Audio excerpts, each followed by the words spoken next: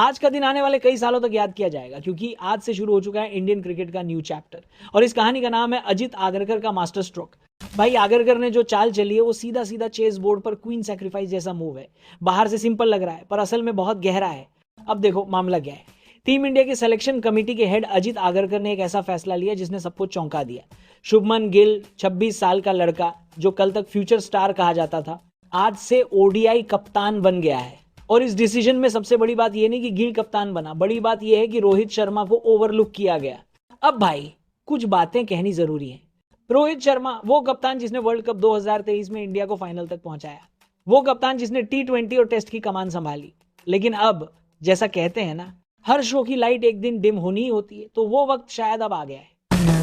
आगरकर का मूव साफ बताता है कि भविष्य किसी के लिए नहीं रुकता, चाहे सामने वाले का नाम रोहित शर्मा हो या विराट कोहली। दोनों दिग्गज अब सिर्फ ओडी फॉर्मेट तक सीमित हो गए हैं। विराट 37 के, रोहित 38 के।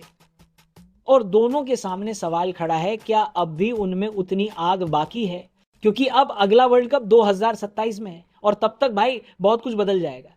अब सोचो, ये वही विराट हैं जिन्होंने पिछले दशक में ओडी क्रिकेट को एक धर्म बना दिया था, जिसने हर रन के साथ फैंस के दिलों में भजन गाया। और ये वही रोहित हैं जिसने 264 जैसे स्कोर को नॉर्मल बना दिया था। लेकिन आज दोनों की हालत वैसी है जैसे क्लास के कारण बना दिया था।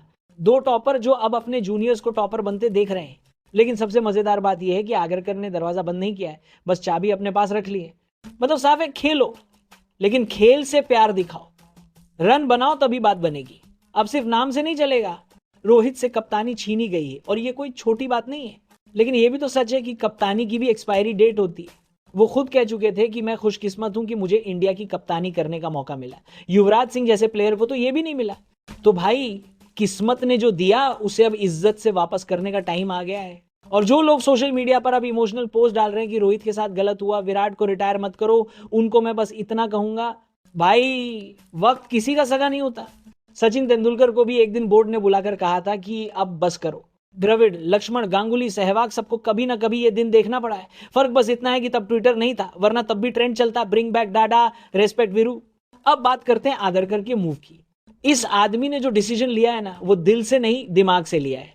वो समझ चुका है कि अगर 2027 के वर्ल्ड कप को जीतना है तो अभी से फ्यूचर की नींव रखनी होगी। और वो नींव शुभमन गिल, रिंकू सिंह, यशस्वी जायसवाल जैसे खिलाड़ियों से बनती है।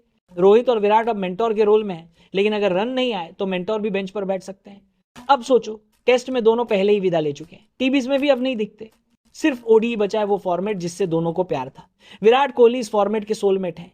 ओडीआई उनका घर है, उनका डीएनए। और रोहित शर्मा, भाई रोहित तो बचपन से ही वनडे के दीवाने थे। वो खुद बता चुके हैं कि बचपन में अपने मामाओं के साथ वनडे मैचों को डिस्कस करते थे, एनालिसिस करते थे, स्कोर कार्ड याद रखते थे। इसीलिए ये बहुत सिंबॉलिक है कि दोनों का आखिरी चैप्टर शायद उसी फॉर्मेट में लिखा जाएगा जिससे उन्होंने शुरुआत की थी। लेकिन अब सवाल यह है, क्या दोनों के अंदर अब भी वो भूख बची है? क्या वो अब भी प्रैक्टिस ग्राउंड पर उतनी ही मेहनत करेंगे जब उनके आसपास सब यंग ब्लड्स होंगे? क्या वो अब भी सुबह उठकर नेट्स पर पसीना बहाएंगे जब इंटरनेशनल मैचेस कम होंगे? क्योंकि अब मामला नाम का नहीं, परफॉर्मेंस का है। आगरकर की टीम ने बहुत क्लियर मैसेज दे दिया है, हम इमोशनल नहीं हैं, हम प्रोफेशनल हैं। और यही तो चाहिए था भाई, क्योंकि पिछले कुछ सालों से हम सब इस साइकिल में फंसे हुए थे कि वो लीजेंड हैं, उनको मत छेड़ो। अरे लीजेंड वही है जो अपने खेल से टीम को आगे बढ़ाए, न कि सिर्फ नाम से। अब लोग कहेंगे कि विराट और रोहित को फेयरवेल दो, पर भाई ये टीम इंडिया है, आईपीएल फ्रेंचाइजी नहीं। यहां इमोशन नहीं, रिजल्ट चलता है। और वैसे भी विराट और रोहित का नाम किसी फेयरवेल से छोटा नहीं हो सकता। विराट और रोहित का नाम वो जब चाहेंगे पूरा देश उनके लिए खड़ा होगा। लेकिन तब तक सिलेक्टर ने जो कहा वो सीधा है, प्लेयर्स बनो, लेजेंड का टैग बाद में लगाना। सच कहूं तो ये मूव इंडियन क्रिकेट को आगे ले जाएगा, क्योंकि अब कोई भी खिलाड़ी सेफ नहीं रहेगा। अब कोई नाम नहीं, सिर्फ फॉर्म। अब कोई कप्तान नहीं, सिर्फ परफॉर्मर। और हां, जो सोच रहे हैं कि अब क्या विराट और रोहित अगले वर्ल्ड कप तक खेलेंगे, तो भाई अगर रन आए, फिटनेस बरकरार रही और मोटिवेशन जिंदा रहा तो क्यों नहीं। लेकिन अगर ये तीनों में से कोई एक चीज कम पड़ी तो दरवाजा बंद हो जाएगा। सीधा साधा लॉजिक, नाम नहीं काम। और ये सुनकर कुछ लोगों को बुरा जरूर लगेगा, लेकिन सोचो, जब युवराज, गांगुली, सहवाग, धोनी सब इस टेस्ट से गुजरे तो फिर विराट, रोहित क्यों नहीं? खेल में कोई अमर नहीं होता, बस यादें अमर होती। और अगर किसी ने यादें बनानी है तो उसके लिए फिर से पसीना बहाना होगा। तो दोस्तों, आज का दिन नोट कर लो।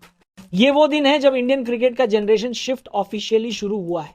आगरकर ने जो किया है वो इमोशनल नहीं, लॉजिकल है। और यही वो लाइन है जो अगले 10 साल के लिए इंडिया की क्रिकेट की कहानी तय करेगी। अब देखना यह है कि विराट और रोहित में से कौन इस चेस बोर्ड पर आखिरी तक टिकता है, क्योंकि राजा का ताज अब यंग ब्लड के सिर पर है और पुरानों के लिए बचा है बस आखिरी रन की जंग।